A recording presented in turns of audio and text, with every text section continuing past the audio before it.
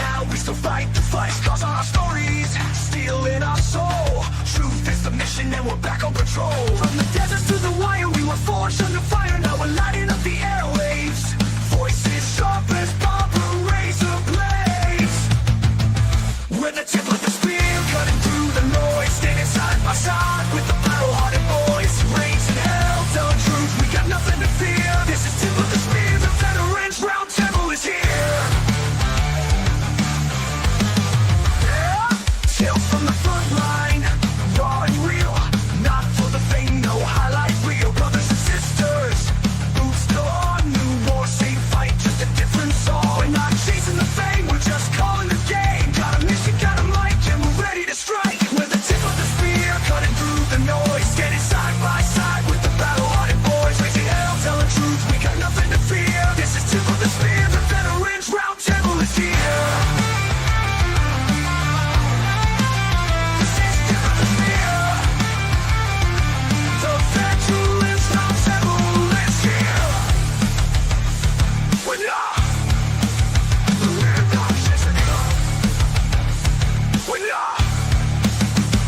Chasing the front line, raw and real. Not for the fame, no highlight reel. Brothers and sisters, boots still on. New war, same fight, just a different song. We're not chasing the fame, we're just calling the game. Got a mission, got a mic, and we're ready to strike. With the tip of the spear, cutting through the noise. Standing side by side with the battle-hearted boys. Raising hell, telling truth, we got nothing to fear. This is tip of the spear, the Veterans Roundtable is here. This ain't a show, it's a war room. It's the sound of warriors taking back a narrative. One voice, one mission, we've earned this mic.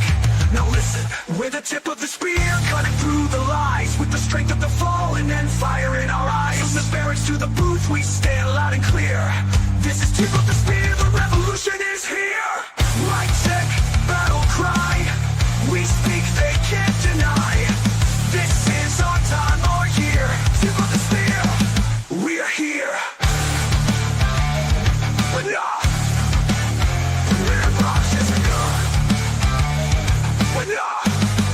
The Veterans Roundtable is here.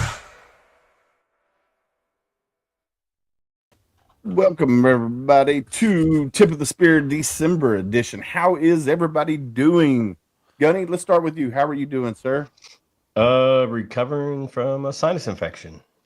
Vegas gets me every year when we go out there for the air show conference. You know, the dry air mixed with the smoke, mixed with being stuck in a fart box for 5 hours cross country. You gotta love it.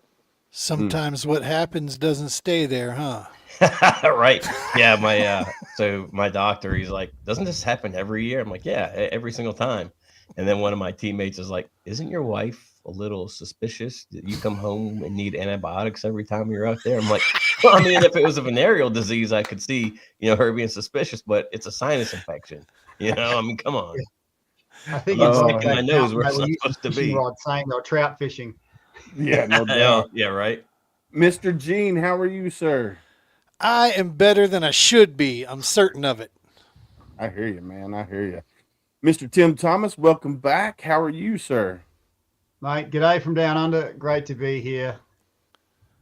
Awesome. Mr. Matt Johnson, welcome back, sir. How are you? Doing well. It's good to be back. Good to see all you guys. Some of you guys, nice to meet you for the first time. So yeah, we'll have to introduce everybody to you because I know a lot of new faces here. So we'll have to introduce everybody. All right, Mr. Joe, how are you, sir? I am 2 days into a vicious cold. I got my snot rag here, so just want to give you guys a heads up. I'm under the weather, but it is a pleasure to be here, and it's a pleasure to meet everybody. Awesome. And my boy, Theory, how are you, sir? Doing fantastic. Making the kiddos some noodles for dinner. Heck yeah, man. Heck yeah. So it's been a month since, well, actually, a little less than a month, right? I guess, since the last episode that we had. Pretty good conversation on that one. I think, Gunny, did you make that one or did you miss that one? No, I missed it. So yeah, it was a pretty good episode. We had a really good conversation going on. We got a lot of other people coming in a little bit. So Travis will be here, Rich will be here, a few other people hopefully will be joining as well. So what's been going on in the world of veterans? I know, Tim, you took a pretty good trip the other day, that you sent me some pictures of, and you told me not to share, so I haven't shared because it's not mine to share. So how many veterans were with you on this trip that you went out on? Oh no, that was a group of men that I led on something called the Apex Odyssey. So in Australia, there is one place where you can swim with great white sharks, and they throw all the tuna blood in the water, and the sharks come in, and it to me, I like those kind of activities because it kind of unlocks your ancient DNA. Our ancestors had to deal with these kind of apex predators all the time, just getting food for their family. But our sort of modern world is so safe that we sort of create these unknown comfort zones. So I've just noticed that when we get in these spaces, it taps into something very ancient beyond words, right? And after we swam with the great whites, I took them to meet my Aboriginal family. My father worked with the Australian Aboriginals in the 70s and 80s. These guys forget nothing. So fortunately, my father, was a good guy. And so I'm welcomed whenever I go back there. And we spent some time on their land, hunting in their ways, capturing food in their ways, eating food that they'd prepared. And a lot of these guys were just they'd never actually spoken properly to a First Nation Australian. And when you're doing the right thing, when after the experience, they just have this massive, they have breakthroughs in business, breakthrough in personal relationships, tapping into new healthy habits. So this was a breathwork expedition, but it was using breath to create the state needed to be in that place. You know what I mean? Because if you get scared, you start shallow breathing. No, control your breath. If you're in a place that's foreign, strange, and all these crazy things are happening that you're not used to, control your breath. And we'd always do sunrise breath work where the ocean was, sunset breath work in the sand dunes. And so a lot of these guys had to travel 3,000, well, speaking in miles, 2,000 kilometers, 2,000 miles to travel, 20 inches from their head into their hearts.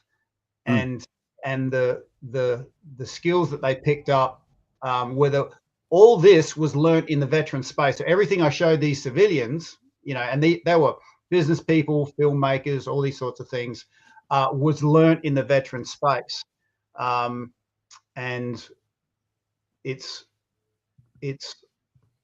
quite a proving ground, as you've probably experienced. If something doesn't work, a veteran will tell you straight away. But if it does work, it'll stand for itself. So I feel very blessed to have worked in the veteran space for a decade, got these tools that I know will freaking work. And then when I show them to, regular folk, it just drops into this very deep universal truth. And so that was November for me. And we obviously had on Australia, we call it Remembrance Day, the 11th of the 11th. I believe you guys call it Veterans Day. So that was a very, we in Australia, we have returned servicemen's leagues, which is like the Veteran Association little groups. And there's some that have bars and pokies. We just sell, badges and books to raise funds for veteran welfare events. And so, yeah, November was just huge for me. Led these group of men to these fun new experiences. And the last 2 weeks, I've just sort of been recovering myself. So it's been an amazing month, and I'm so glad to be here for the very last tip of the spear for 2025. Awesome, man. Yeah, the pictures you swim with the sharks to release your ancient DNA. I get a colonoscopy. So wait, is that caged? Like you're caged when you swim with the sharks? The paid part was caged, But then we went further west to where I normally go swimming, and we swam without a cage. Now, obviously, we weren't chumming the water then, but they were in water where they had to face the possibility that this is where great whites live. And so there's a bit of a process I take people through, and most people here know what it is to serve and have a risk involved. And the process I take these guys through is, as they're going towards the water, there's things that come up and stop them from wanting to get in there. Oh, I want to see another sunrise. Well, let's just give that up for a second.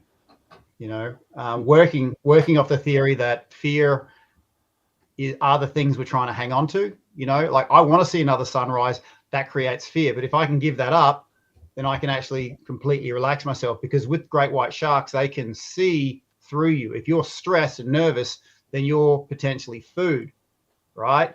But if you can clear that inner space, it doesn't make you, you know, bulletproof or shark proof, but it gives you that state of calm where you can respond and not react. So I use that sort of ceremony of getting in shark infested waters to push to the surface everything that's creating fear in them, clear it, because for me, courage fails me when I'm swimming in those waters. I'm quite terrified of sharks. I grew up in the area, right? I couldn't do it. So, you'd be surprised. You can't do it until you actually do it, and then something clicks, you know, because your ancient DNA theory, the power of it didn't disappear. It's still in us. What we lack is the environment for it to come out. So I love leading, especially men, into these physical environments, and then they feel the physical shift, and then knowing, feeling, seeing is kind of believing. Yeah. How do great whites react to when I release ancient DNA into my wetsuit? Yeah. Yeah. That's what I was Yeah, thinking. I mean, is that an attractant? Does that deter them? I mean, where are we at with that, really? No, I like that, and it's funny because most people in this room think that if they bleed into the water, they'll attract sharks, right? Wrong. Sharks are only attracted to marine mammal blood. We're land mammals. They're not attracted to our blood. Not to say that you know, they couldn't get acclimatized to that taste, like sharks that live near abattoirs get used to eating, you know, animal blood, but we're not on their food list. If we're stressing and looking like food, they might come up and take what's called an investigatory bite, and you know, you'll die from bleeding out, but it's rare that you'll actually get eaten, because we're not, you know, part of No their big food deal. chain. No I big deal. thought he was going to say sharks swim are only fast. attracted to Marines, and I was like, well, I'm screwed. No, they got like 5 ways they can kill you. So Yeah. Now, when you're doing this, are your guys scuba? Are you snorkeling, or how do you like work the breath work into being in the water? Snorkeling, but then before we get into the breath work, if a fear comes up, then I'll get them to go, okay, where is it in your body? And then breathe into that part of your body. Because again, this is just Tim's theory, right? And this is just something that I've found in the veteran space, is fear, emotions, it's usually stored somewhere in the physical body. And this is what psychologists don't realize, that words don't go down as deep as the trauma, and it's embodied. So people who really know their healing art forms know they have some sort of physical embodiment part. So when the fear of the shark drives a particular thing to the surface, someone says, oh, I'm scared about this, I'll ask, where do you feel it in your body? Oh, I feel it in my chest. All right, I want you to take conscious breathing into your chest, and once that clears, what's there for you? Oh, I'm really trying to hang on to the idea that, you know, you get underneath the belief system and into the body. And funnily enough, once you release it from your body, you no longer have a feedback loop, because what used to happen to me when I'd have a shitty thought in my head, it would go into, say, my shoulders would get tense. That would send more energy into my shitty thought, and my body and my mind would bounce back and forth between each other, you know, more tension, more shitty thoughts, until like I didn't know why I had to drink half a carton of grog before I spoke to my then wife, you know. And so I just use these environments to get the physical response, to then get mastery of it. So when they go from that space to say, their own lives, they can access that power of their breath as they're moving around in their world, and they're not subject to the tension in the body that they didn't know was there. I hope that makes sense. Yeah, that's awesome. Nice. Hey Tim, we got a question on TikTok over here. People are wanting to know if you and Breathwork in Bed is on TikTok. Yeah, we're on TikTok. I think early this year we had a 1.5 million views on a particular video. It's funny what works and what doesn't. Those videos you think are completely stupid, and then they just blow up. You just don't know what works and what doesn't. Yeah. So if they look up Breathwork in Bed, I mean, if it'll be there. I'm not always posting, but it's there. Yeah, usually the silly videos that you don't think are going to go viral. I got a buddy that owns a small farm not too far from me, and he's got an emu, a couple emus, a couple small cows, and some other things. Well, he was doing something, working on part of the building or something, and all of a sudden the camera goes and the emu staring him in his face, and he's telling the emu to go fuck off and doing all kinds of other stuff. That went viral overnight. He went from 33 followers to over 30,000 followers overnight. It's just like, holy cow. Here I am, been on TikTok for over 5 years, and I'm only at 3,000 followers. I'm like, Jesus. Can you eat it? Wrong. Can you eat an emu? Well, I don't know. You can eat the egg. Just a funny thing. It's actually said emu, not emu. If you said emu, I'm like, what is that? An emo? Like one of those kids with the hair? Oh no, you can't eat those. I know that. Yeah. That's not allowed. I mean, you probably could. I mean, you could. You don't wanna. You would get very sick, I'm sure. You probably would get very sick. Yeah. So they're asking what your TikTok handle is, because you got Breathwork in Bed. That should do it. 3 words. Breathwork in Bed. I don't know. You might need to put it under. I mean, I can put the link in the. Well, they're on TikTok. They won't be able to see it. So I'll have to go to and share it out to her later. The one that's asking the question. I mean, if you want, just for syntax, I'll just stick it in the group chat. That's easy. But to answer your question about eating emu, emu. You got to forgive him. He's got a Central Kentucky education. Dude, I got English and bad English. That's my range right there. So you just had somebody download the app. She found you on TikTok and she's downloaded the app. So bless you. So that's a positive right there. We reached 1 veteran already. So of course she's the spouse. Husband is military. So boom, you reached a veteran today. So. Yeah, close up the show. We're done. Yeah, we reached one. Drop the mic for 2025. We're done. No, I'm so glad.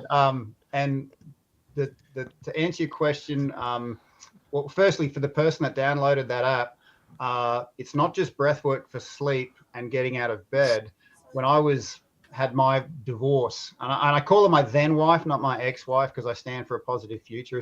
I noticed as soon as I said ex-wife, all this negative energy would come in. So I call her then wife because that's my new sort of stand for our future together. And I didn't know why, but I had to drink before I even spoke to her. And I thought, wouldn't it be good to get a non-alcoholic option to connect with your spouse? So within the Breathwork in Bed app, there's actually couples breathwork. And it's as simple as, holding hands with your partner and connecting your breath with theirs. And when mammals connect their breath, it is so powerful. A very similar thing happens. Has anyone here done equine therapy? Yes. Yeah. Like you don't know it, but you get so connected with this fellow mammal that your breath is, and it's just like, oh man, like everything you're looking for becomes in that moment. So the person that downloaded the app, please explore the couples breathwork too. That's one way to get your partner into it. But circling back to Gene, you asked about the emus. It was really a joke more than anything, brother. I'm not. I'm not going to go out and try to get me an emu drummy or anything. It's all good. Well, where do But you thank think you. those big ass drummies come from at the Renaissance Fair? Yeah, It's Those definitely not a turkey damn legs are- turkey. those ain't turkey legs; they're emu legs. Emu. Emu. Willis. We've already lost one guy. That We breath didn't get to thing. introduce Matt, and he's like, "I'm out of here. This is off the rails." I don't know if his internet dropped out or what, but he'll be back. That Maybe. breath thing, though, I hear can also cause sinus infections. So you better be careful getting mouth to mouth. That can be rough. Only in Vegas. Only in Vegas. Only in Vegas. Yeah. You get that kissing disease. All right. So That's called veteran- mono. I know. Laryngitis, mono, whatever you want to Manu? Manu. Manu. Manu. It's not the That's how they man sat flu. down under Manu. It's not the man flu. It's yeah. Oh man. So what's been going on in the world of veterans globally? But we gotta ask Joe what he's been up to. We skipped all over him. We skipped over Theory. Come on, Willis. We got I two asked- other guys that you need to ask how they've been. It's been a month. I Did you did forget how to ask. do the show? I did it. I asked One job, everybody. Willis. No, you didn't. Here, you know what? You run the You went from me Gene, to Tim. I'm Matt kicking my said, ball. "See ya." You switch places with Joe. Come on now. I'm really offended, Willis, Why are you offended? because you skipped me. Oh, I'm sorry. I didn't. I'm joking. See what you started, Gunny? You got to have feelings in order to hurt them. I know, right? Right. Let me stir in the pot. So we just recently had Joe on HomeFront SitRep, and I heard Don't his say story. we. You. I wasn't here. I don't know Joe. Listen, I'm gonna put you back in timeout, young man. So when he put himself in timeout, oh man, so we when I say we, HomeFront SitRep recently had Joe Urich on the show, This Sober Vet podcast, and I got to hear his story, and it's one of the stories that you always hear when veterans self-medicate with alcohol, and Joe can tell more of his story if he wants, but he's one that came out on the other side of his demons, right? Which do you want to go ahead and tell a little bit of your story, Joe? I don't know if Joe can hear us. Joe, can you hear us, Joe? Hold up a thumb if you can hear us, Joe. He might be typing in the comments. Maybe in If you private. can hear us, chat. hold a thumb up. See what you started, Gunny. I don't think Joe got the memo about this dress standard being hats. Right. He Joe, said that his sound dropped and he can't hear anyone. Disconnect, reconnect. I was gonna say, yeah, leave the live and then come back. Have you tried rebooting? Turn it off Yeah, and on right. again. off and on, Okay, power down, power My up. wife. All right, Mr. Theory. So what's been going on in you since the last time? Oh God. You guys hear me? Since the last time you were on the show. Last time I was on the show. Oh yeah, that's a bad echo. Now we That got could be feedback. coming from Joe's once he went from his headphones. Oh, it Yeah, stopped. is that Okay, so yeah, it stopped. Yeah. Joe, you got major echo, Joe. I know you can hear us now, but still now? nope, you're good now. No, it's good. Nope. Okay, cool. Yeah. Sorry about that. Your mic is picking up your speakers a little bit. Is it all right? I'll try these again. For some reason, I couldn't hear anything. Sounds fine now. But yeah, since I've been on the show, I haven't really been doing too much, just working on the new album and It's coming along very, very nicely. Got a real big feature on the album, and I'm very excited to share it. It's going to be the lead single for the album, so I'm going to release that first. And I'm aiming for like a March or April release for that single. It'll be the first single for the album to tease the album and start to kind of hype it up and promote it.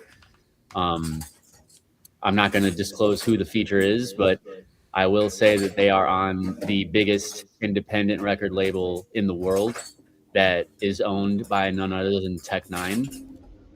Heck So, yeah. It's one of his artists, and I'm very excited about that. We've been talking a lot, and there's a possibility of me even potentially touring with him next year, which will be nice. So, lot of big things in the works. Heck yeah. So the last time you were on here, I don't know, were you signed already to Southbound Records the last time you were on? I can't remember. Yeah, the last time I was on was Marine Corps birthday. Oh, yeah, that's right. That's right. But that wasn't on the tip of the spear though. So I did not. No. I know we got a whole different audience here. No, I think the last time I was on the tip of the spear was 2 months ago. I'm pretty sure it was after I got signed, because I got signed in late August. August 29th is when I signed my contract. Nice. So No, I'm super proud of you, man. I mean, I know you've been struggling with everything that's gone on in your personal life, which we're not going to go into, but thank God everything worked out there. And then, you're still hustling and doing the music thing. And man, I can't be more proud to know you as an artist and also as a friend and brother. So I'm super, super happy, brother. Do you have that sneak peek of Theory's new video? I don't know if I do. I don't have it. Is it the video I think you're gonna play? Well, I don't have it on this one. Hold on. Hold on. I might have to do. I just subbed up, Theory. I'm Hey, on thank now. you. Hell yeah. Thank you. You talking about this Celebrate sneak the peek? 250th birthday of the United States Marine Corps, baby. You would not understand. Okay. From the halls of Montezuma to the shores of Tripoli. Be like a canary. That was the first text message I got that day from him. I was like, Yeah. oh, it's gonna be a good day. Yeah, I put on my knee-high Wolverine socks and some black shorts, and it was snowing outside. You could see the snow in the video, and I was shirtless, and I put on my USMC beanie, and I went out to my front porch and grabbed my Marine Corps flag, and I walked outside, and my wife was recording me, and she's like, "What the hell are you doing?" And I was like, "You wouldn't understand." And then I saw my neighbor next door, and he was filming me on his phone from his driveway. And I was like, "Yeah, you guys know what you moved into." Oh no! Represent, brother. I don't feel bad at all. You know exactly. You saw the flag. You know exactly how unstable this household is. All right, there's an echo somewhere. Where's the echo coming from? It might be coming from Joe's stuff. No, I got him muted at He's the muted. moment. It might be my dishwasher, if I'm not gonna lie. It's like making a bunch of noise back there. I don't know. If Oh that's... no, you're all right. Is that what you call your daughter? I mean, come on. She was just back there was doing some stuff. It's my dishwasher. Ouch. Boom, got it. Dishwashers, Killing me, brother. is in the dishwasher. That was quick too. Points for quickness. That was a good Oh. one. That was a good one. Oh man! All right, Mr. Matt. Joe, we'll get back to you here in just a second. What's been going on with Matt Johnson and Triple Threat Vet podcast and everything that's going on with Same Flag, Same Oath.com, which Joe will be back. There's your shirt right there. Got it right there. Uncle Sam's wearing it. There you go. Well, I mean, we're growing. We're on year 3, going into year 4 next year. Just keep trying to get as many guests as we can. You know, we've been fortunate in 2025. We got to talk to General Petraeus, Jason Redman, Vincent Vargas came on for another time. So we've had some pretty impactful people. We just had Dr. Elena Fong come on. She does a lot with TBI. She started the TB12 like the TBI clinic with Tom Brady up in Mass. So we've got a lot of people that can give a lot of good information to veterans, and we're just bringing on the average Joes too. So whatever story you have to tell, you can come on and tell it. We don't mind. We like telling everybody's stories. So just growing and trying to do what everybody else is doing here. And as far as Got Your Six goes, I mean, we just moved into the custom shirt game, just revamped the website. It looks more like a military website should look, in my opinion. So now when you go look at that thing, it's not just plain Jane anymore. So working through that and, just taking it day by day. But 2026, definitely going to be a growing year for sure. So yeah, just all the above, man. Awesome. Yeah. So if you haven't caught Triple Threat Vets podcast, you need to go watch them. It's on Thursday nights, 8 p.m. Central, if I remember correctly. 7 p.m. Central. Yeah. So 8 p.m. Eastern. So yeah, go check out Triple Threat Vets podcast. Go follow them on YouTube and also anywhere else that you get your podcast at. And then also go to sameflagsameoath.com and check out the website and go order you some shirts. I know you got some you're doing a fundraiser right now, correct? With 3 different shirts. That's what I was just going to say. What we say on our show every week, and when I tell everybody that listens to our show, hey fuckers, we sell t-shirts. So if you're looking for a Christmas gift, we still got time. The mail still does run during Christmas, and we ship UPS and FedEx, but we have 3 different shirts for all 3 hosts. We got a Whiskey Stories, Mr. Phenomenal, and Wax Poetic. Each one of those shirts represents a veteran charity in the great state of Texas where I'm at, the Texas Veterans Athletic Association, the Project Zero Alliance, and Camp Hope, PTSD Foundation of America. So whichever shirt sells the most, the total dollar amount that we've sold in all of those shirts, 10% of that goes to whatever charity it is. Right now, Wick, Check, Wrighton, Al fucking Hero is winning because I think all his relatives, that's what they spend their Wick check on. So all you other guys that get government checks, you need to go check out the other 2 shirts and make sure the Whiskey Stories shirt wins. I'm just saying. But yeah, we're selling them through the end of the year. So we're just trying to make 2026 good for one of those veteran organizations out there. So if you're bored and you like Al Hero, get drunk and spend money, go buy some t-shirts. You know what I mean? Be a good time. You mean my illegitimate father? Yeah. You're illegitimate father. Your degenerate illiterate father, basically. Yeah. He's all right, man. He's doing good, man. But yeah, so we're still doing that. That contest will end at the end of the year, and then who knows, we'll come up with some other ways to do some things. And I don't know, if you're on here and you're taking a look, Got Your Six also partners with a whole bunch of people. We do a lot of co-branded stuff. We have a crayon shirt for the Marines out there. You're welcome. It's a HomeFront SitRep t-shirt. You go buy one of those. At the end of the year, we can get some money to a charity that's out there of that show's choice there, Mr. Willis. And then, if you want to support an up-and-coming future superstar Marine Corps veteran artist, we got at gotyoursix.com some theory t-shirts and some FTV shirts. So we have a little bit of everything out there for everybody. If you're looking to support something, what better than veterans and first responders and the whole nine. So we got all. Heck yeah. I think your mic either dropped out because it sounds like we're picking up off your other device and not the probably. mic. So Let's see. just giving you a heads up. And All Matt, right, there'll be more merch coming soon for designs and stuff. I'm going to be getting up with you soon, probably like February-ish. Just so you know. Awesome. Yeah, I need to get back with Matt too and get HomeFront SitRep's store site set up as well. Yeah, a lot of things have happened. So yeah, I was thinking about that the other day. There, Willis, we need to talk because I know you got a couple designs I need to get up there. I just switched back from the webcam that's way in front of me, which you probably can barely hear. But we'll get together this next week and get something up there. But yeah, anything you guys need, man, let us know.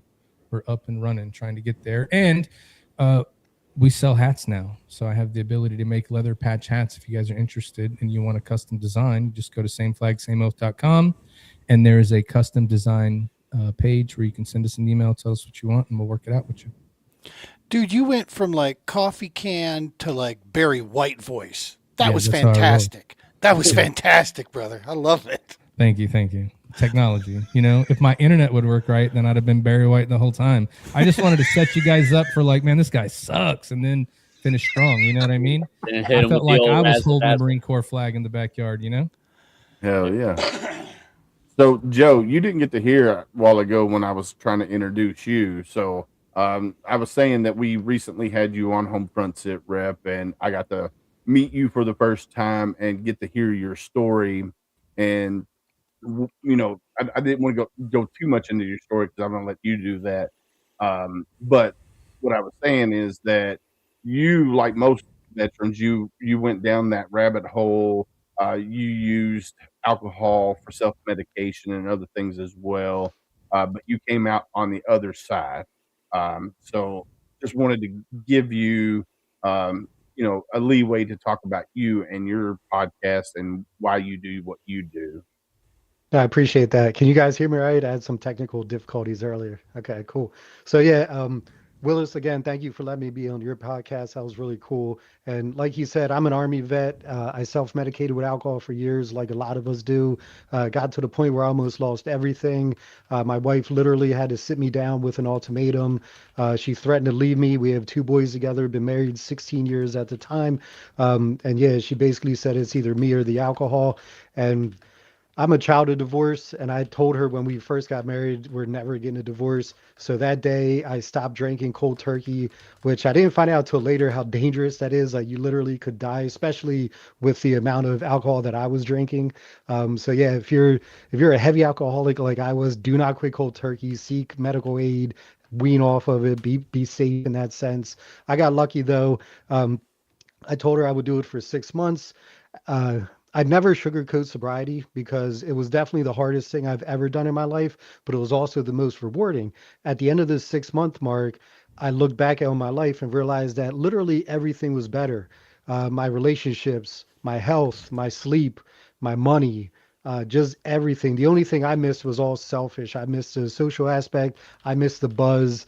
I was in the process of parting with my ego, becoming sober. I felt naked. I felt like my armor was stripped from me. So I kind of had to rebuild my confidence.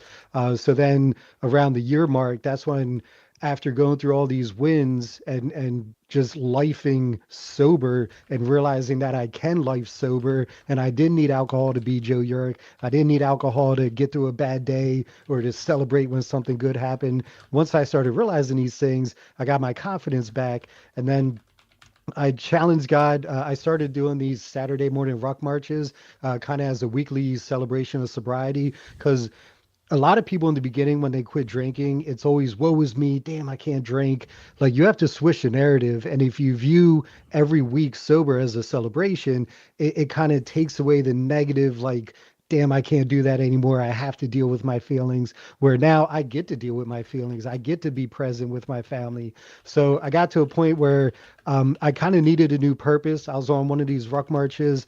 I challenged God. I was like, Lord, like, I think I'm on the path you want me to be on. Here I am, use me, like send me, like let me be a conduit for your word. He dropped his gem in my brain on this ruck march, this sober vet. Now, I'm gonna be honest, I never really listened to podcasts. I might have listened to like 1 or 2 Joe Rogan podcasts. So when that seed was planted, I was like, damn, that's a really good idea. So I came home on fire. I was talking to my wife about it, and she's way smarter than I am. So she's like, no offense, but you're just one vet that quit drinking. Like, who's going to listen to you? You need to link up with a therapist that has like credentials and could kind of be the science behind your experience. So I was like, yeah, it's a good point. So I had to do some soul searching. I had to find a vet who was also a therapist because I didn't want a civilian, because I needed someone who'd walk the walk and is a DD 214 alumni like the rest of us. So 2 months go by. I thought I had a big network. I'm a business owner. I own a franchise called J-Dog Junk Removal. And I reached out to my network, couldn't find any therapists that were also veterans. So finally, one morning before church, I'm scrolling through IG and I see my supply sergeant, Sergeant Thomas, post something about Evolve Therapy. And I'm like, oh crap, Sergeant Thomas is a therapist. So I DM'd her right away, asked her to give me a call. Now, we haven't spoken since I deployed for Iraqi freedom, enduring freedom. So it was like 20 plus years. She called me that afternoon. I told her what I wanted to do. She was like, I'm absolutely on board. So a year ago, November, we started started with This Sober Vet podcast. Episode 1 was me telling my story because I wanted to put myself out there if I expect my guests to do the same. And then episode 2 and moving forward, we have other veterans, all branches, all different types of addiction. Last month, we just wrapped up season 1 with episode 25. We actually had the chief branding officer from Grunt Style, Tim Jensen, on. That was a really cool episode. Our most recent episode was season 2, episode 2. That just aired last Monday. We release episodes of first and third Monday of every month. We're on all major podcast platforms. And again, we're just trying to be a ray of light for those still in the dark, because sobriety is so amazing.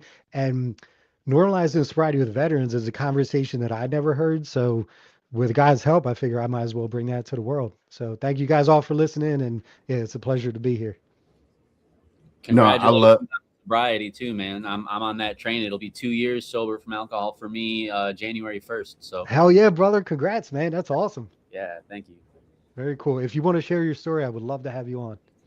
Yeah, we'll connect, and I'd love to. I'd be honored. Beautiful. Thank you. Thank you. Whew. Yeah. So, and I love your story, Joe, and I love what you're doing now. You're trying to break that stigma of not talking about being sober and all of that. And it's just, I thank you for coming on and hanging out with us here on the Tip of the Spear. All right, so let's get into the y'all. You guys in private chat are friggin' driving me friggin' crazy. If you ain't, luckily our listeners and watchers can't read the private chat because the stuff that's going on in there. Oh my God. So I want to talk about something that is kind of in the forefront of here in America is the attacks on the so-called drug boats. I don't know if they are or not because I'm not there. I don't see them, but everybody's up in arms about this. Well, we shouldn't do that. There's civilians on those boats, and I'm like, if they're on a so-called drug boat, then they're not civilians. They're part of the drug cartels and stuff like that. So, what do you guys think? Is it something that we should be focused on right now, or should we be focused elsewhere in the world? What do you guys think? Go with you, Gene. So I think the very first thing we need to do is make sure that we're talking clearly about this, because what a lot of people are thinking is that we're shooting up fentanyl boats. That's not the case. That's not fentanyl coming through there. That's cocaine on those boats is what that is. And so making sure that if you're following along with it now, the double tap situation, not a good look. I don't know. Again, like you said, Willis, I'm not there. I'm not going to try to second guess what's going on there with that situation. What I do know is I absolutely do trust the United States military. As the token civilian here, I trust the United States military, and I trust the soldiers, and I trust the people in charge. That's just flat out. And I do not believe them to be, and I get pissed off as a civilian when people paint them in any other light other than what they should be painted in my personal opinion. Are mistakes going to happen? Yep, that's going to happen. Unfortunately, it's part of it. But in the same breath, as long as we're talking the real story on this stuff, I mean, here's a quick solution. Don't move drugs. Don't put them in a damn boat, and then there's no risk. But I don't know. I just wish it would stop the sensation, the BS media, trying to sensationalize everything. I wish it would get things right for once, and at least talk truth. That would be good to know. I mean, maritime drug interdiction has been happening for many, many, many years. Willis probably don't remember, but we took part in maritime drug interdiction in Haiti in 1999. Why? Because the Coast Guard wasn't qualified to handle heavy weapon systems. So some of us had to get on the Dolphin or whatever and fly around the waters of Haiti and act as their security as they boarded the vessels and took down the bad guys. So just, everybody has a friggin' camera now. And it wasn't like that in 99. That's the problem. Is and, now and that's why it's more, prominent now. All the police, I can't say all, a lot of police agencies have body cams, right? And they have to release the footage within so long, and it's like, why? Let the investigation happen, then release the body cam footage. It shouldn't be an immediate thing, right? And it's that same thing as like a NASCAR reporter when oh boy friggin' blows his engine and comes off the track. They want that instant friggin' reaction from the person. Let them have their thoughts first before you stick a camera in their face. And of course, the media, being the media, they want to report on their thoughts and feelings instead of what is actually happening. And until we hold them accountable for what's they are reporting on and make it factual instead of their thoughts, that's just the way it's going to be. Yeah, Gunny, I hear you talking about the culture of clickbait news, because it's not about giving news and information. Like, real information is super empowering, but information that's just there to get a reaction, to get a click. The way I put it is mainstream media there's an economic model around keeping people's nervous system dysregulated, because when they're dysregulated, they'll believe anything, and they're feeding, if you think of the idea like your mind's like a garden, whatever you water grows. And if you're feeding the threat response, that's going to fill up your head. And it really breaks my heart, and I have to sort of step back, because there's no longer so much physical threats to the civilian population anymore. Our forefathers did a pretty good job, right? But what there seems to be this threat of is having people's threat response getting hijacked by clickbait media. This is a threat. You need to treat it like a threat. You can't go to sleep without having this stress in your body. Because when people are stressed, they believe dumb shit. They want to listen to more dumb shit. They'll buy shit they don't need. And so for me personally, I've really had to go, you know what? That is not my battle. I have to give up trying to protect the headspaces, the psychic headspaces of all my fellow citizens, because for some reason I collapsed the physical safety with emotional safety. And it was quite a burden when I saw, media feeding all these disempowered thoughts to the country I love. But I'm like, that's not my battle. I just have to, lead with the sovereign nature, and not sort of feed into this, because there's been all sorts of crap happening in Australia the last week. You may or may not have heard about that. And there's been all sorts of people using that as a platform to dysregulate more nervous systems, right? Mm-hmm. And part of me wanted to get on there too, but I'm like, no, I don't want to feed into this field of negativity, because even if you're doing it for what you think is the right reasons, you're still feeding it. You're still kind of reacting to it. You're not bringing your sovereign power, sovereign presence. And I do believe that as warriors, our presence brings the peace. Our presence brings the sense of safety. And it's been something I've had to sort of fight, wanting to get on social media and go, this is wrong, this is the right thing to have. And I'm like, no, if I did that, I would just feed the field of dysregulation, if you know what I mean. So what I do in those situations, I'll just reach out to my inner circle, check in with them, break their isolation, have a chat myself, calm myself down, and then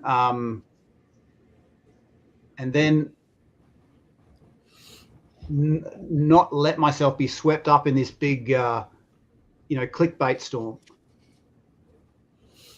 Yeah, it's like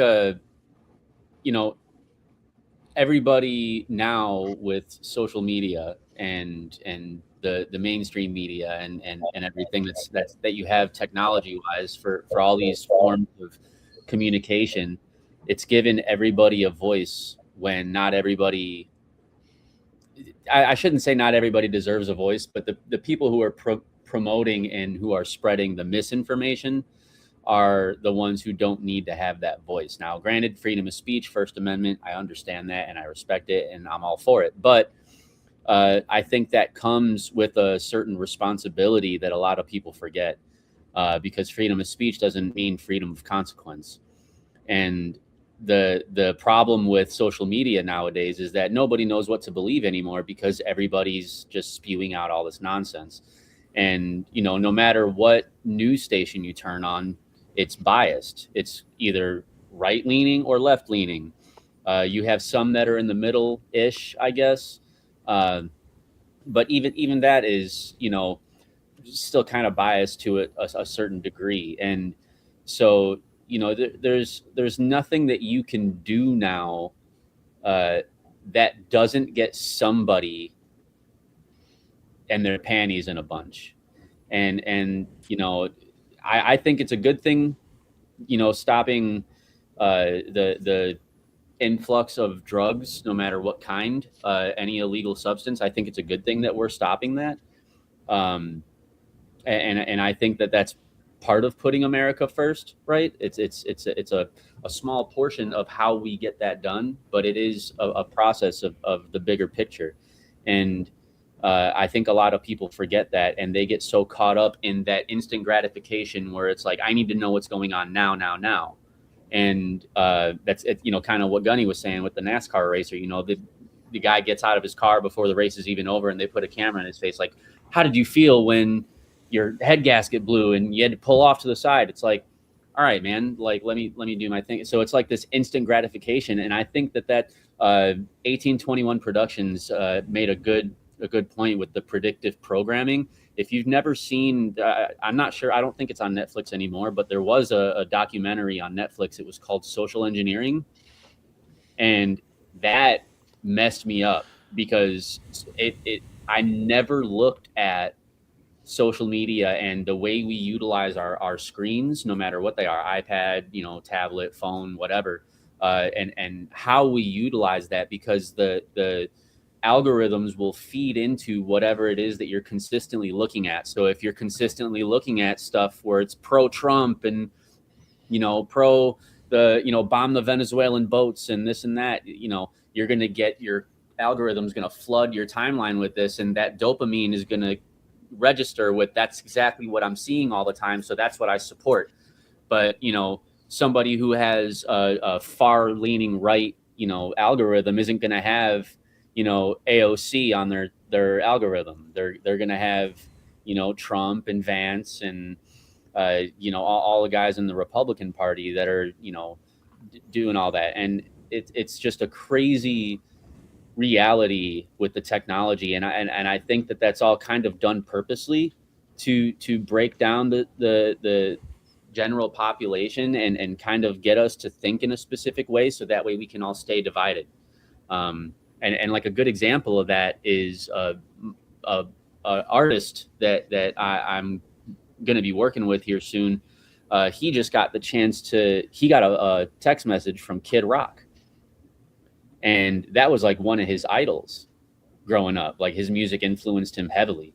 And, you know, Kid Rock is an icon with music. And as soon as he posted on his Facebook that he got a call from Kid Rock to come to the studio so they could, you know, work on some music, get to know each other, whatever, he was so excited, and he put it on his Facebook. And so many of people that were following him and were big fans of him were suddenly like, you support a bigot and a racist, and you're going to collaborate with Kid Rock and he spews hateful rhetoric and this and that. I'm unfollowing you, bro.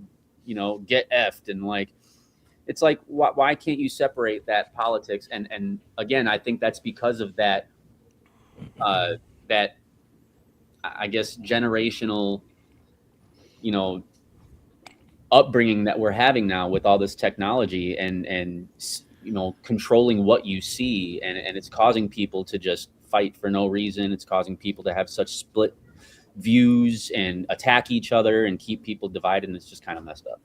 Well, and most of them people have never been punched in the face.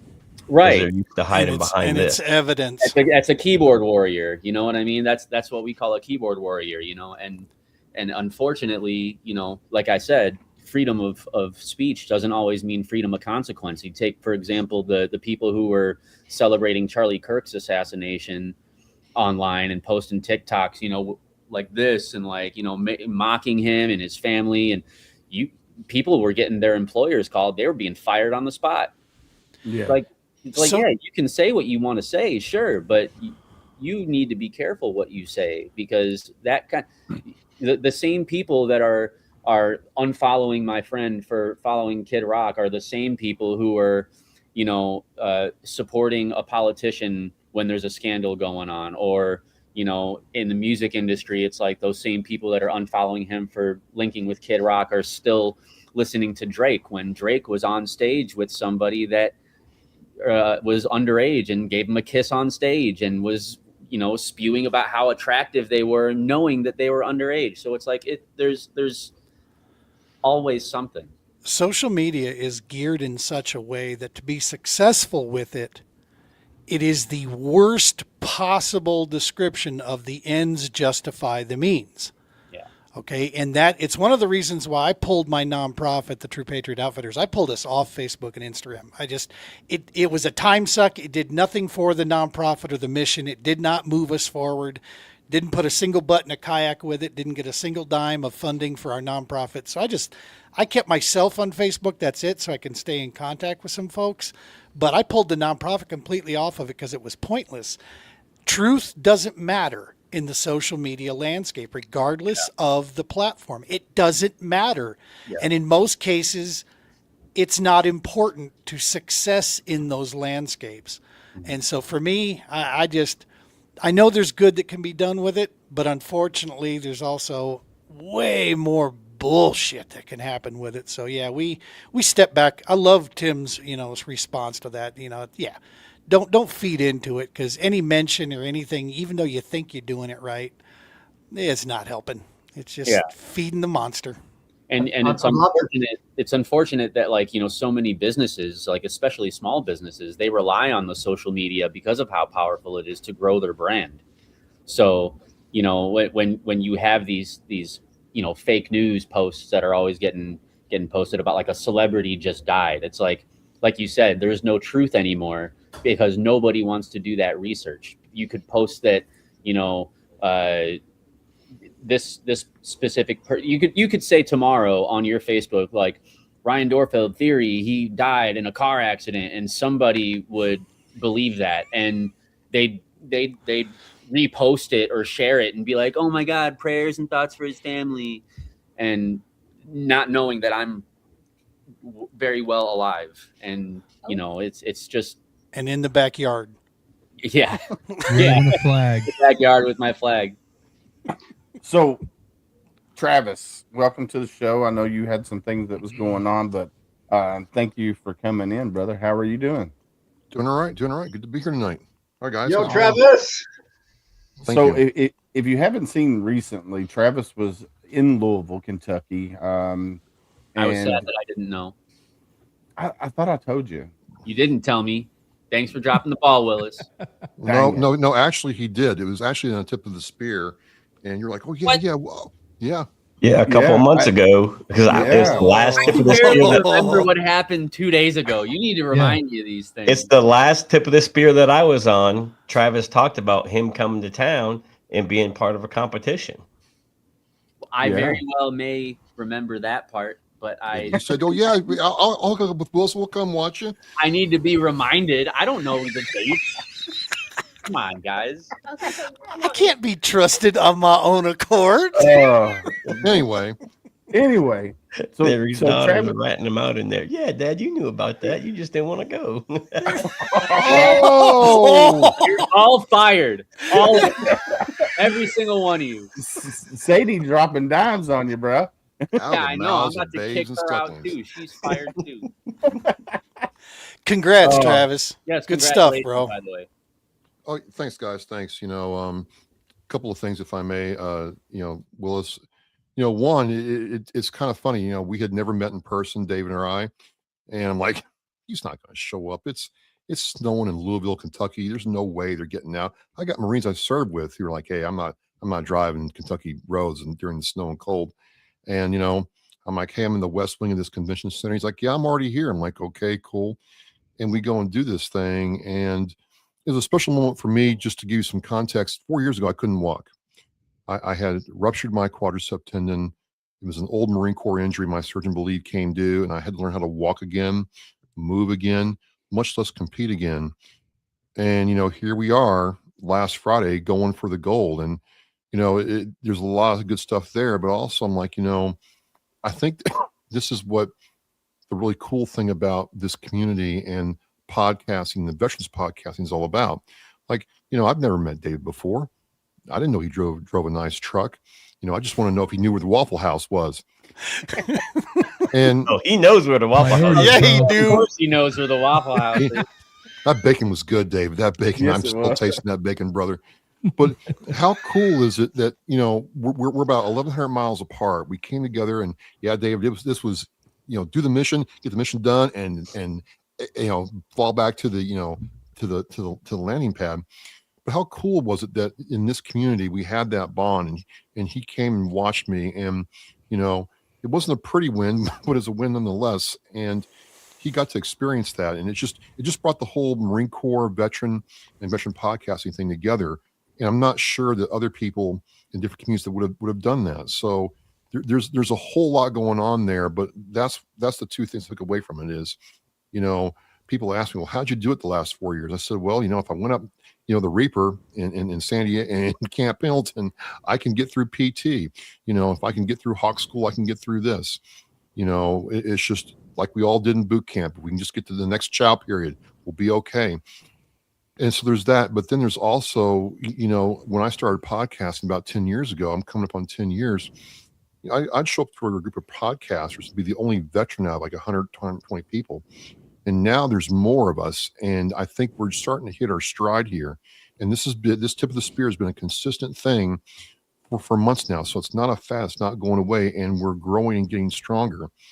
And so it just really all came together. And so, Brother Dave, thanks for coming. And, I'm glad you got to experience something, man. This is a special moment for me. Thank you. Well, thank you for, inviting me, one. And I'm sorry, Theory, that I forgot to, call you up. Next time I'll remember. I'll remember to call you up. We'll give him a virtual assistant. What we'll do. If I wouldn't get in trouble for giving you the finger, I would. I did it for you. Don't worry about it. But no, Travis, it was my honor to come there and video for you, because you didn't have anybody there that could, video your reps while you were, doing the weightlifting that you were doing, and then get to hang out with you afterwards and enjoy that friggin' bacon that was friggin' amazing at the Waffle House. I got a question though. When you Yes, guys sir. walked in the Waffle House, did they go, Mr. Willis, your table is ready? I just got to know. It has a reserve thing on it already. Yeah, it's got his name engraved at the end of it. Well, Also- I was in shock because they had a Shoney's just down the street, but I'm like, you know what? When I come back a little bit, we'll do Shoney's next time, but we're getting Waffle House now. On the menu is probably the Willis waffle. What are you talking Yeah. about? I'm sure. Also, was there a fight that started? No, there No, it was was the not middle of the not a day, real bro. It Waffle wasn't 2 in the morning. You know what I mean? Yeah, it wasn't 2 in the Real morning. Yeah. It wasn't 2 in the morning. When we got there, I think there was one other table in there. And Travis and I, we chose a spot that was right up, not on the bar top, but right next to the bar, so we could sit down and just spread out there. And Oh, yeah. there was one waitress and one cook working, so it was like, oh man. But I took him to a Waffle House that was better than the other Waffle House where there's shootings and stuff at. So I was like, oh, we got to go over here. Oh, We- you didn't we give him a traveled. full experience, bro? Those are the Come on, best man. ones. You Well, didn't we give them traveled the a li- Louisville experience. Gee. The best Waffle Houses are where they got the cook's got the joint in his ear and a fight starts. Yeah. Yeah, That's between one the I wait want staff. make- That's the one I want making my waffles. Yeah, Well, we'll while have- they're we'll have- making a waffle, fighting about how it goes into the maker, you know? Yeah. Yeah. Yeah. That's my fare. That's my fare. That's my table. Yeah. Tim, do they have Waffle Houses in Australia? And do they do waffle and emu? Is that on the menu? No. Just checking. Tim, you're muted. You're muted, Tim. Yeah, one job. We had for Thanksgiving we had an emu stuffed with waffles. Nice. Not an emo, right? No. With molasses or I got syrup? questions. If that's the case. Oh man, that private chat, y'all are killing me. I don't even know. I could even put that last comment in regular chat if you. Oh my god.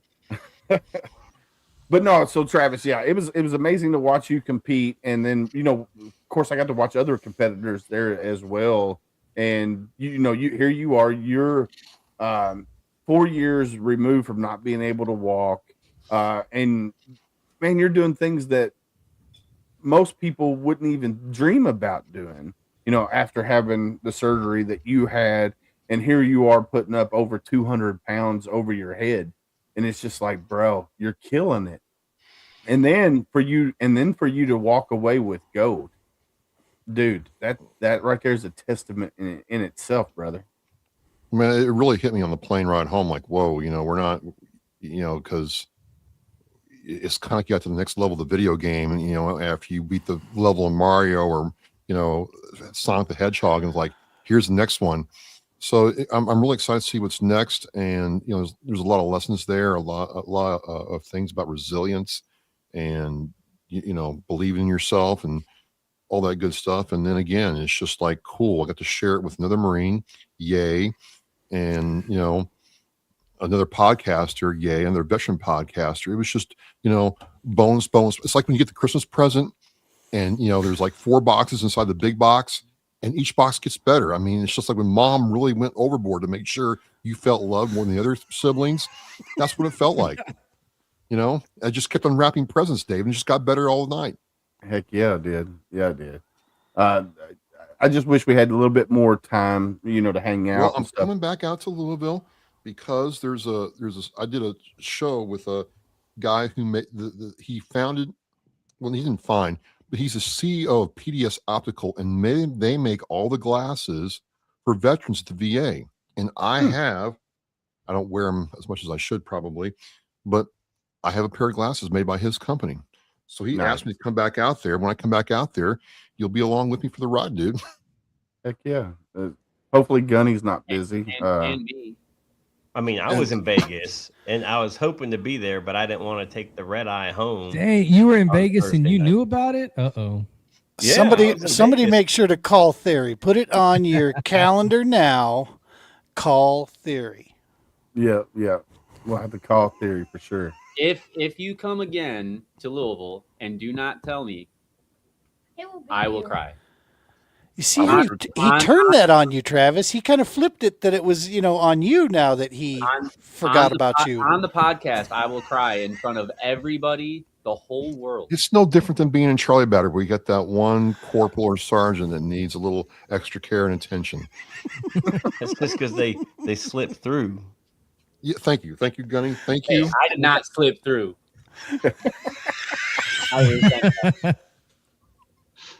Oh hell. And then, hey, I couldn't believe this. I was door dashing at the hotel. You can door dash livers and gizzards in Louisville to your house. I was Welcome like, to Kentucky. oh my God. I almost did From it. Church's Chicken. I got so many questions for Tim right now, but I'm not going to do it. You gonna get some liver and gizzards from some emu from the DoorDash? he's never gonna live it down. Oh hell. He's never going to come on my podcast if I keep opening my damn mouth. That's what's going to happen. One thing I want to ask you, Tim, I mean, have you ever had to fight a kangaroo, or have you ever had to eat kangaroo? Because I'm watching that kangaroo get in a fight with that dude. I'm like, you Aussies roll differently than we do. Let me tell you something about kangaroos. And right now in Australia, it's 11:11, and every day at 11:11, I just send a little message to my boy saying I'm thinking of him. So I just did that now. But to answer your question, kangaroos are they're pretty smart animals. They will headlock a dog and jump into a river and drown it. Yeah, so they're yeah, and their upper bodies. if you've ever seen a kangaroo, it's pretty jacked. rich. What It's is a it? jail body, So dude. there's a red- Alone Rock is hard fine. up top, kangaroos you or know? whatever, those red ones that they always talk about, like they're different than like a regular kangaroo. It's like, I forget, it's like a red something kangaroo. Red kangaroo. And those things are like super dangerous apparently, and like very Well- confrontational. Look, when they're joeys, they're super friendly, right? We've raised a few, and like I said, I grew up with the Aboriginals in South Australia, so we grew up eating everything that hopped or crawled. Love it. And red kangaroo tastes a lot better than the grey kangaroo. Fun fact. So if you're going through the kangaroo tails in the supermarket, you always choose the red tails, okay? And that's not a joke. The red ones taste a lot better. They're about $18 a kilo for kangaroo tail in the shop. That's no joke, right? Oh my god! And they taste So you mean better than lamb shank. 2.2 pounds is $18? Yeah, 2.2 pounds is $18. I mean, that's $18 Australian, which is probably 50 cents American, you know? It'd be worth the flight to Australia just to say I ate kangaroo. That's Well, what I'm I used to eat it all the time because, like I said, I grew up eating this stuff, and then it got on this fancy MasterChef TV program, and kangaroo steaks went from $4 a kilo to $25 a kilo. I'm like, fuck you, MasterChef. You know? What about all the other crazy animals that you guys got in Australia, man? All those like gigantic spider. What is the huntsman spiders? Yeah, that are look, out there? of the top 10 most poisonous snakes, we have like 8 in Australia. Yeah, see, that's that Fun right times. there. Swimming with sharks and all the crazy animals is I'm nervous to go. It's I would be Australia. fine swimming with the shark. I just hate them. So tell me about the crocodiles, because I'm watching this video. This Brit jumps into the water, and the Australians are like, Brit, get out of the water now. Oh no, mate, it's fine. It's fine. There's crocs in there. And they show this croc that's like 30 feet long. What is Like, old is that man, real? old man Probably- smacks the croc with his damn frying pan with his skillet because it's on the front steps. Crocs are really smart predators. So one thing you do in Australia in croc areas is you never go down to the water at the same place, because the croc will observe you and then position itself where you normally go. So it's a very evolved apex predator. All the ripples down its back, it's not just random ripples, it's there to make no turbulence. So it can be traveling under the water, but the surface has no disturbance. Normally when you see That's something how under it the does water, it? yeah. So it's actually, that's like an evolved trait where it just looks like a still pond, but this, 3-4 meter freight train's coming at you. One of my mates got bit on the arse by a croc. And not at a Waffle House. Nope. You got way better stories. Well, you know Steve Irwin, the crocodile hunter. Yeah. Well, his right-hand man, Wes, was a good mate of mine, jiu-jitsu buddy. And one night when there was a big storm going through southeast Queensland, and when the storms happen, that gets the crocs really excited because they go into hunt mode. So when there's lots of lightning, they just get really excited. And my mate got bit on the arse just above the butt cheek. Okay, just above the butt cheek, and then at the base behind the knee, and he had those 2 points, his butt and his back of his knee, kind of squashed together. And the funny thing was, when I was having a near-death experience during a shark attack, I went to the conversation I had with him.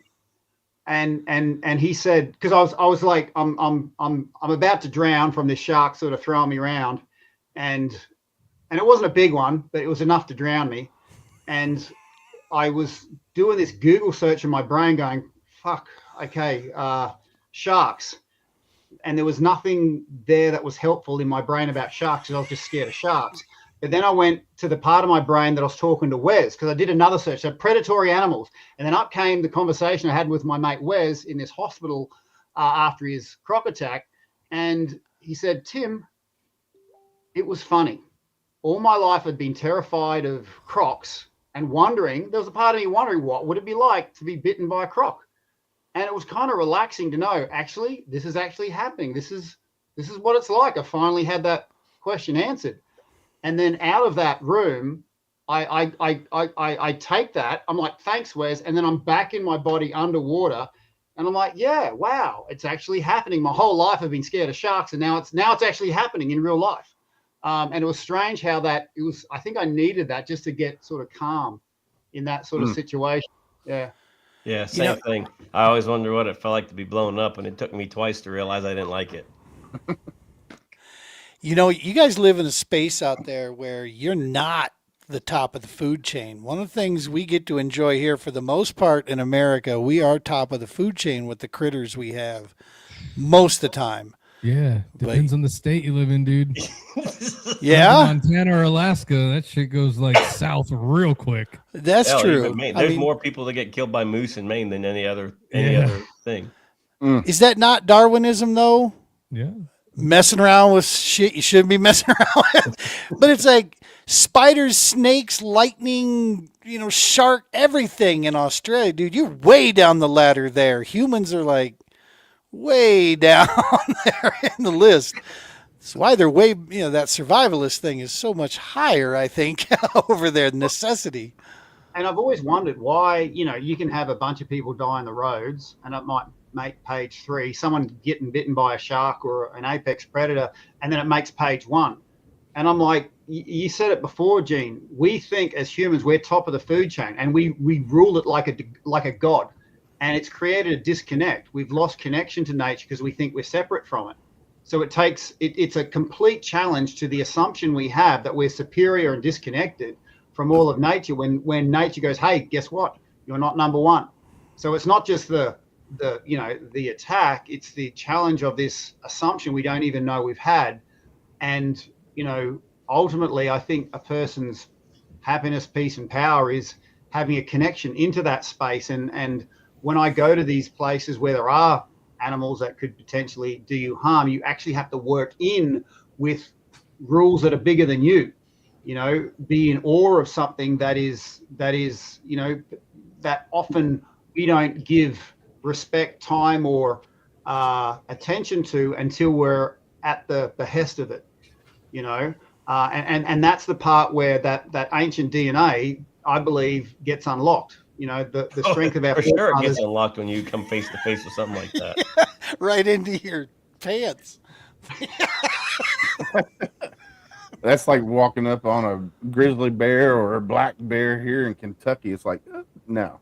What are you talking about, a grizzly bear in Kentucky? We ain't a damn grizzly bear in Kentucky. Hey, you hear this stuff? You'll see it if you get between Willis and his bacon at Waffle House. That's a grizzly bear right there. Willis is the apex predator at the Waffle House.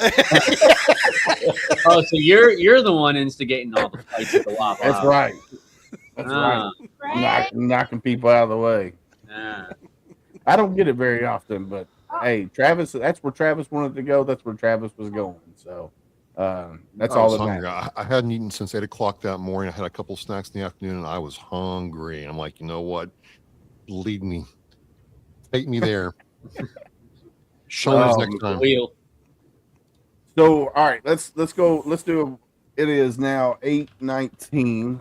We're gonna probably end the show here shortly. We on HomeFront SitRep, this is our last live episode of the year. We're taking our break, spending time with the family over the holidays. I'm going to be taking a trip. Gunny's taking a trip.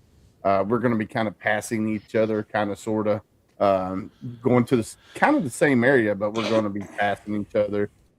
But what do you guys have going on for the rest of the year, for the holidays, and stuff of that nature? We'll start with Mr. Tim Thomas. Oh, look, in Australia, it's just bloody hot, so we're staying out of the heat and staying away from the snakes. Heck yeah. All right, Mr. Gene, what do you got going on for the rest of the year? So a couple of recorded episodes going off on the Double S, but then we are going to do a Christmas deal here, and it's going to probably go off the rails. Let's see, what day is that? Actually, that's coming up, the 21st. This Sunday, we're doing a little Christmas special. It's no particular topics. I'm just going to start throwing out invites. So if you guys get hit in your Facebook Messenger with an invite to a StreamYard, just jump on in if you want, man. Just come on in there. We're just going to, like I said, we're going to talk Christmas and try to make some connection with some folks there. And yeah, and then after that, this coming year, we're probably going to do a little change. I have a feeling we're going to go to only a scheduled 2 shows a month as opposed to every week. This will be the first time in 5.5 years.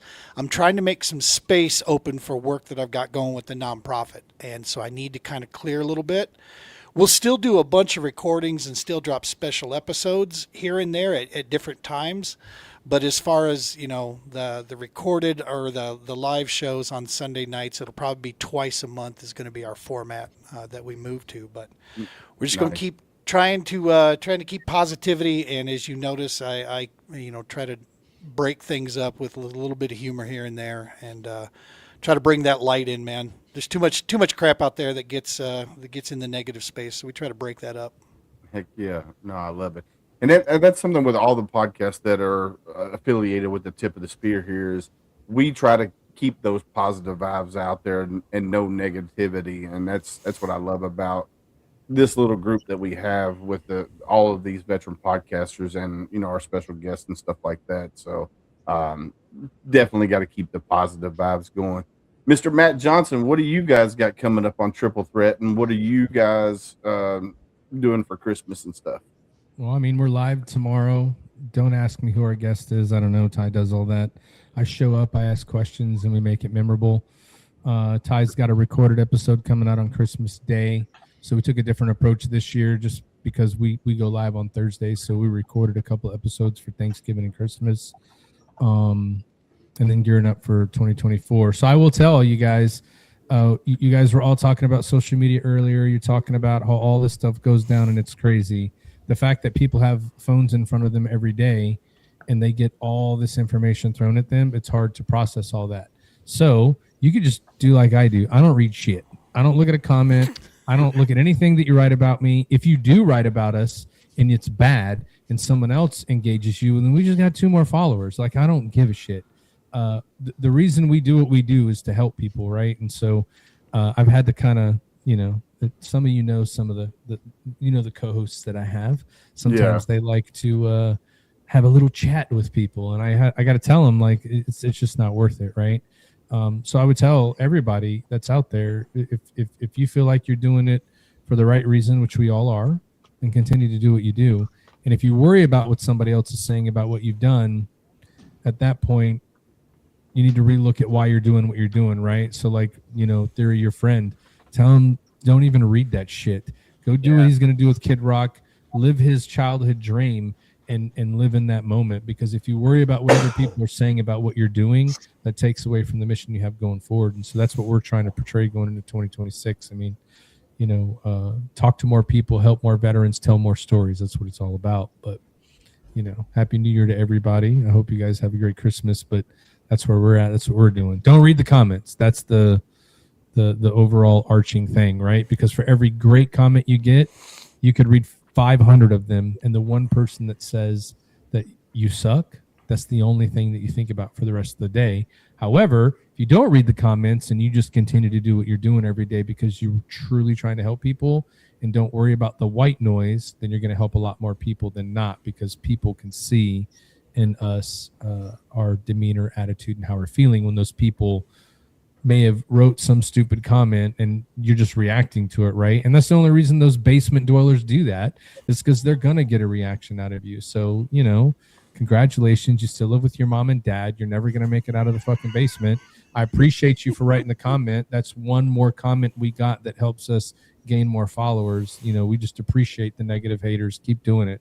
I love it. I'm not ever gonna read it, but you can do whatever you're gonna do. So that's what we do. Kyle Busch once said, haters are motivators, right? So whether they're making noise at you or they're cheering for you, you're still being recognized. When all that stuff stops, that's when you're irrelevant. I mean, think about it. What do you tell your kids? The kid at school that's going to bully you and make fun of you, they do that shit because they want to be you. I tell Like, him they're to not kick him in his bullying you dick and then because punch him in his face. yeah, but they're not bullying you because you're the coolest kid in school or you're the whatever. They're trying to make you feel bad about what you're doing and who you are because in some form or fashion they want to do what you're doing or they want to be like you. Yep. That's why people make fun of you. And that's what I was going to say earlier. We've got all these things that are going on in the world. The only thing people fucking complain about are the bad things. You want to know why? Underlying there's shit that went down they don't want you to know about on the other side. So if we continue to throw this shit out we know people are going to react to, you're going to get those reactions. So for us, what we try to do is just stay away from that noise. Like, write whatever you want. I don't even care. I think they look at it. I don't look at it. I promise you. I don't return text messages.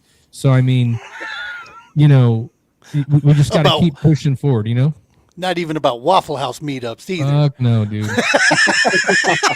Yeah, I've learned that I have to call. I wait for that W in the sky like the bat signal, and then I'm going to the Waffle House. You know what I mean? That means Willis. It doesn't mean Waffle House. I thought that was Whataburger. That's where the rally point is, dude. That's right. Well, if it's an orange W, we're going to Whataburger. If it's a yellow W, then We're going to Waffle House. Yeah. All right, go back to Tim because he said he didn't understand the question properly.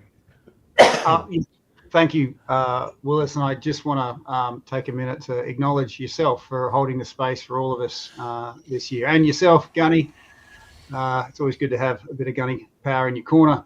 But Willis, I think, an acknowledgement to you wouldn't be out of place right now for what you've created with Tip of the Spear. And I'm sure I speak for all of us.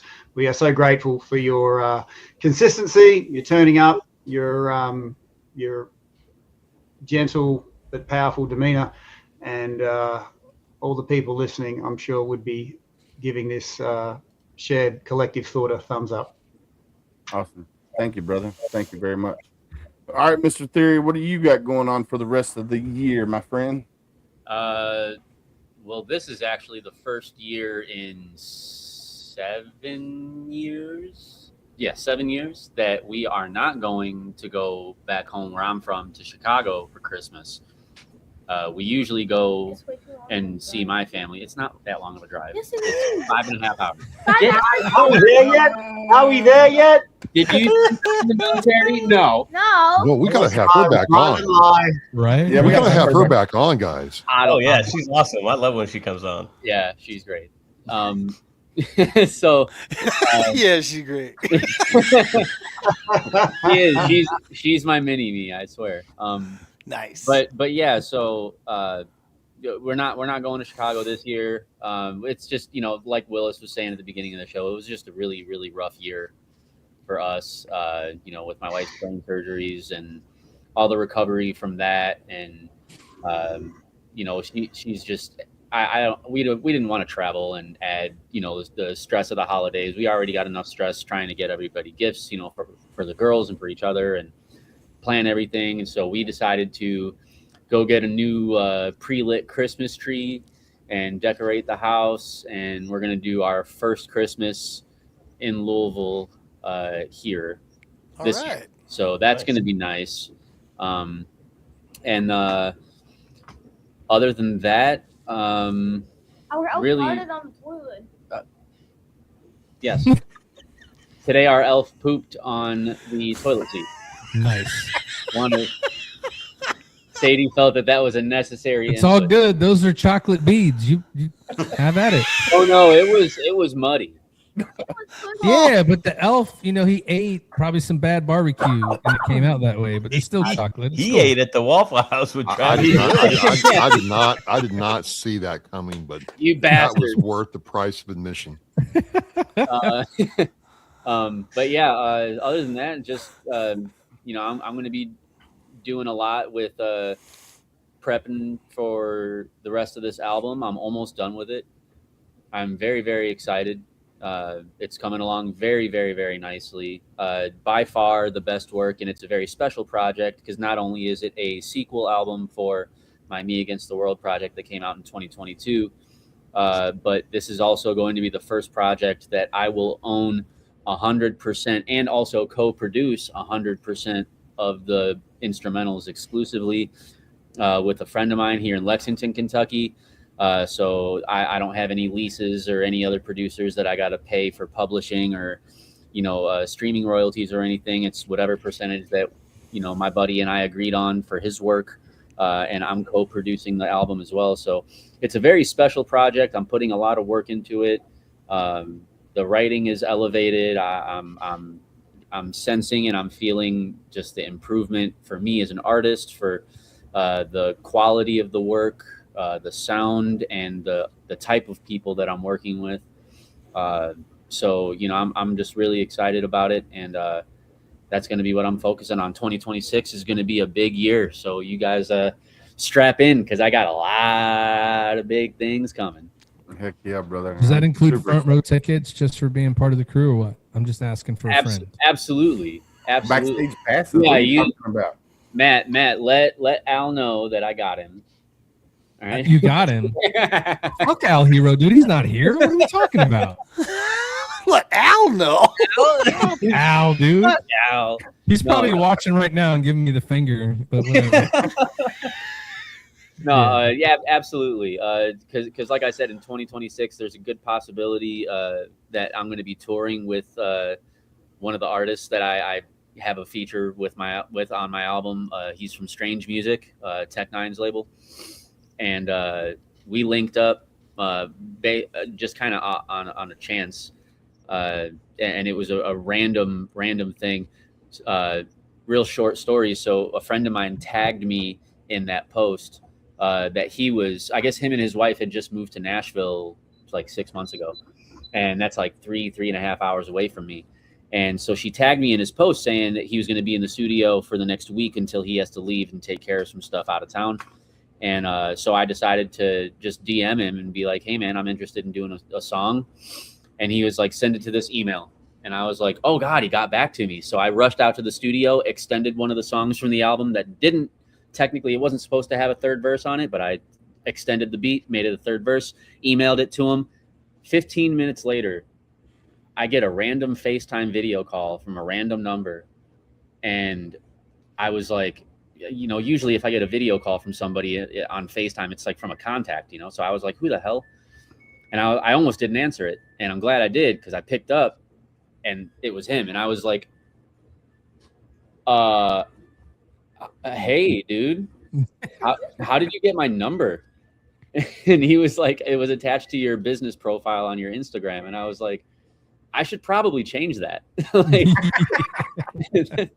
definitely not cool, but I was so happy that it was on there at that point in time. So it's a very exciting time, and I'm just really excited for all you guys to hear everything. So definitely, if I go on tour next year, because it's most likely going to happen, I will definitely let you know when I'm in the area, and you guys will all, wherever you're at, if I'm there, you guys will all have some hookups for it. So I'd love to have y'all. Car will drive. Yeah. Yes, sir. Yes, sir. All right, Mr. Travis, what do you got for the rest of the year, my brother?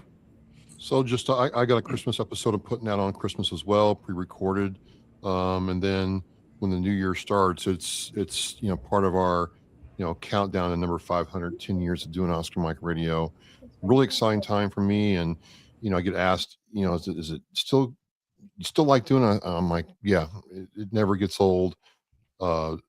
Interactions and situations like we had last Friday make it all worth it.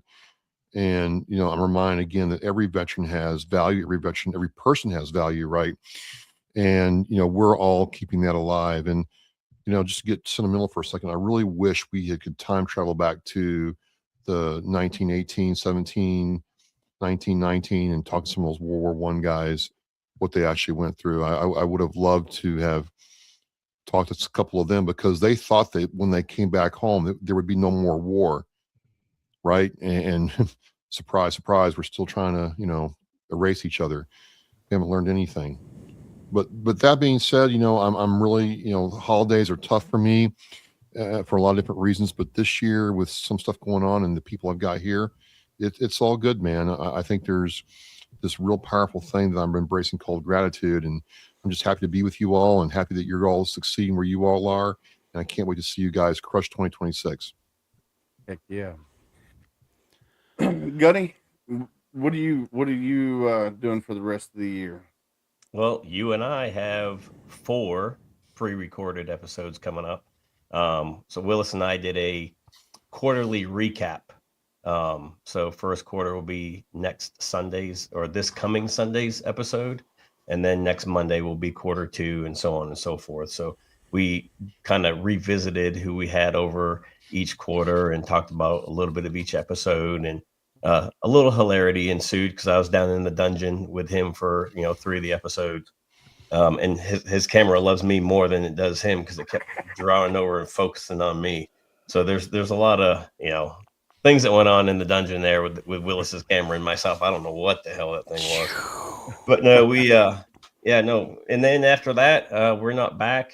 I think the 5th, January 5 will be our first episode of next year, and Willis is coming up on 3 years doing this. So and it's coming into year 2 for me as his guest co-host / co-host. But other than that, I'm taking the family south for a few days. We leave Friday. We get back Christmas Eve, going down and enjoying hopefully a little bit of sun in LA.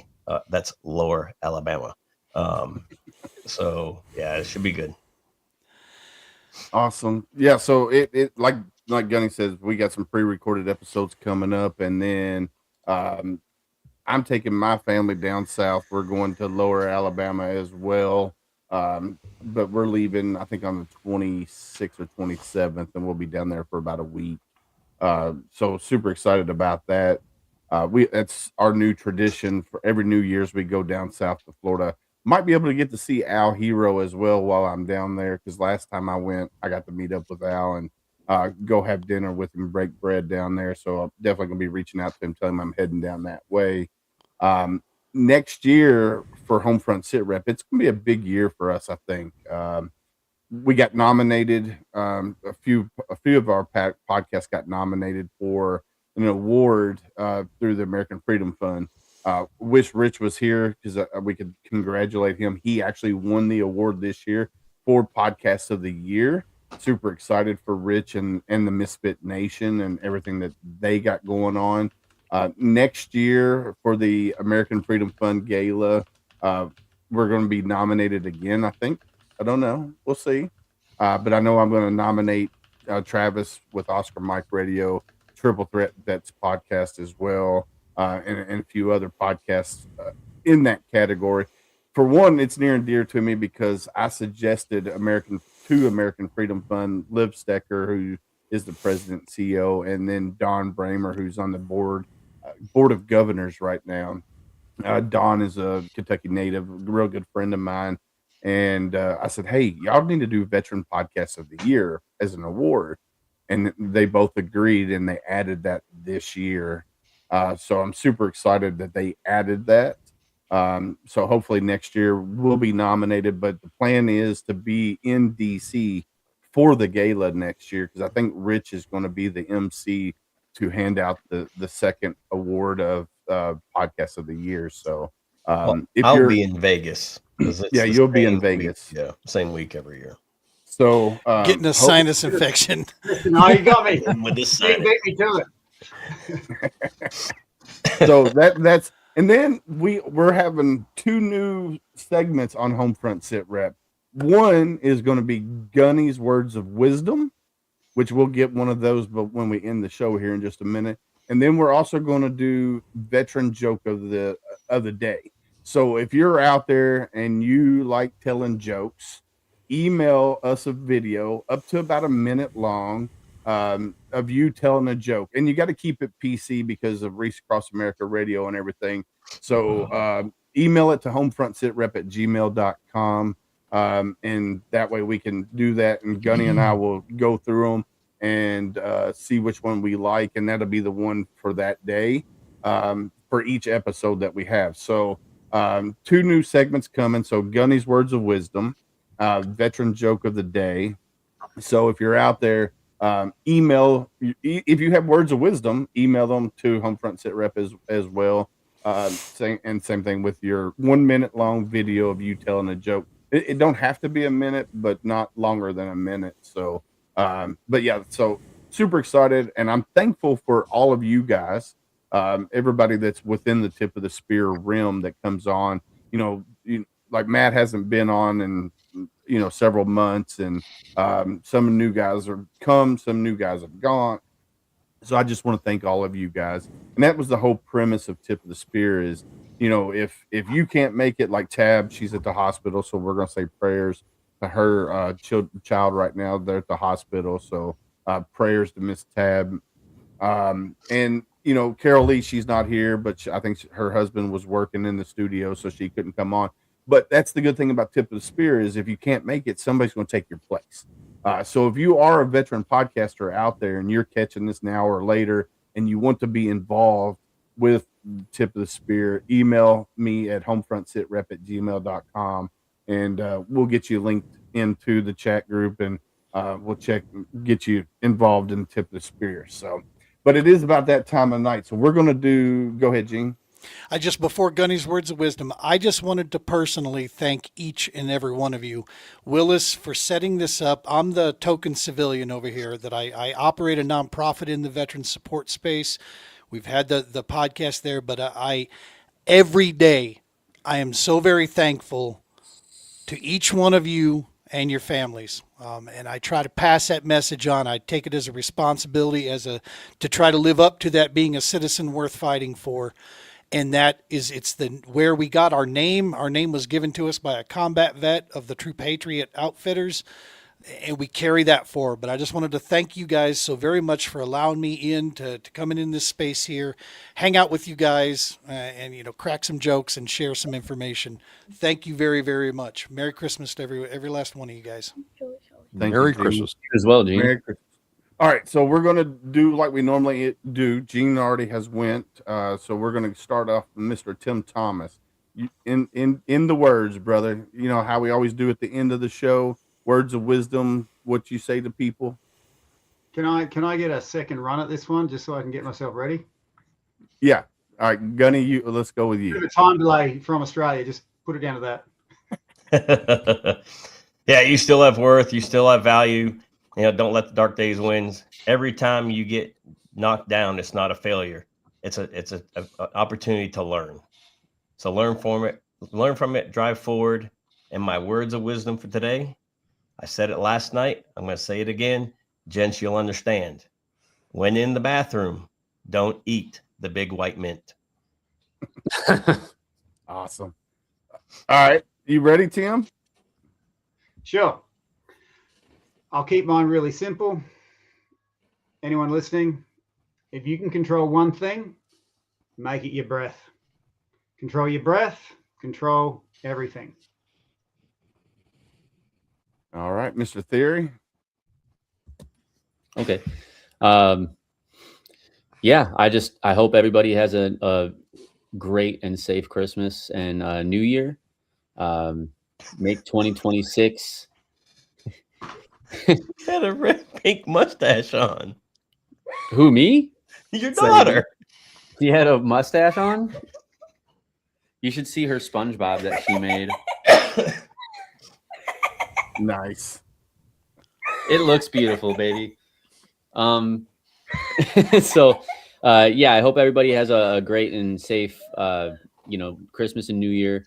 And I hope you guys all take advantage of all the words of wisdom that are passed to you from all these guys. All of them are very big influences of mine, and I appreciate having all them in my life. And I'm excited for 2026 and make 2026 y'all's bitch. Awesome. Yeah. Mr. Matt. Yeah, so to echo what everybody else said, have a great holiday. Merry Christmas. Get ready for 2026. But I just wanted to tell everybody out there, remember, holidays are different for everybody. So we all have those battle buddies, shipmates, Marines, Coast Guard, Air Force, whatever you call your service, best friends that we know are out there that the holidays may not be good for them. So if there's any other time in the year that's the most important, it's now to reach out and talk to somebody. If you haven't talked to one of your battle buddies in a while, reach out to them, see if they're doing okay, see if they need anything. You know of anybody that doesn't have anyone for the holiday, invite them over, because the best thing they can do is spend the holiday with some form of family, whether it's their military family or their extended family. So reach out to somebody, make sure they're okay, check on your friends, because that's what we do. And I'm going to leave it out with Giga Mags. We're going to beat some hurricane ass on Saturday. Heck yeah. There you go, Travis. My turn? Yes, sir. Hey, if you do it right, every day can be Christmas and every day is a gift. So, I wouldn't say I was a wise man, but that's what I know. If you look at it right, every day you have is a gift. And so treasure that day with your friends, family, and the people that care about you, and you'll always be good. Awesome. Appreciate you very much. In the silence of your struggles, remember, though unseen, you are deeply held in the hearts of others. You're not alone. That's so powerful right there. And I can't end the show without saying #be someone stranger. Listen, we as humans, we're more apt to talk to a complete stranger than the ones we love the most. So if you're out and about and you see somebody and it looks like they're having a bad day, go up to them, say, "Hey, how you doing?" And if they give you the red flags, "I'm okay, I'm hanging in there, I'm living the dream," ask the next hard question. How are you really doing? And be ready for that conversation. It could be a 5-minute conversation, could be an 8-hour conversation. You have to be ready for that conversation and just listen to them. A lot of times we just need to vent. We don't need somebody to try to fix us. Just let us talk and get it out and then go from there. So ask the next hard question. All right, I'm gonna bring everybody back and we're gonna end the show. All right, fellas. Thank you guys again for coming on. And another great year for Tip of the Spear with all the podcasts that are involved. So thank you guys again for taking time out of your busy schedules to come hang out with us here on Tip of the Spear. So like we always say, stay safe out there. We got your 6.